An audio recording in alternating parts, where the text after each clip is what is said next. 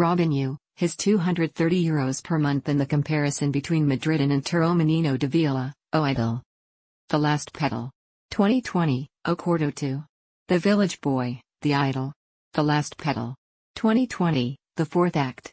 Thus Santos accompanied the image of a young Robinho, with the 7 on his back, in the middle of one of the countless dribbles that caught the attention of Europe and placed him on Olympus of the great promises of football shortly after the passage to the year 2000 was left in a mirage.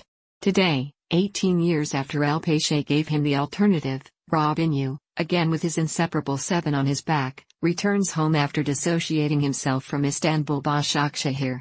For now, nothing but the return of the prodigal son. Again, this will be his 4th stage in Santos. However, there is something that the footballer himself had to confirm in an interview published by Tuttomercato. It's true, I signed with Santos for €230 a month. It's true, but I don't even like to talk about it. In this global emergency, we must all do our part and I have decided to play almost for free these 5 months, confirms the Brazilian when asked about one of the hottest topics of Brasileirão. Today, Santos needs me, just as I needed Santos in my early days. We all have to adapt, he said. As he says so well, the striker has signed for the Brazilian Championship and will look to contribute to the qualification for the next Libertadores. However, an interview with someone with the experience of our protagonist cannot avoid subjects of his past, such as his stint in Serie A with Milan. It was 4 wonderful years, I scored more than 30 goals, we won an unforgettable Scudetto and also a Super Italian Cup. I had the chance to play with many champions, Pato, Gattuso, Seedorf, Pirlo, Ronaldinho, Thiago Silva, Inzaghi, Kaká, Ibrahimovic. And with the Swede, he stops, I had the privilege of playing and training with him. I'm not surprised that at almost 40 years of age, it is still a phenomenon. The Nerazzurri have nothing to envy the white man.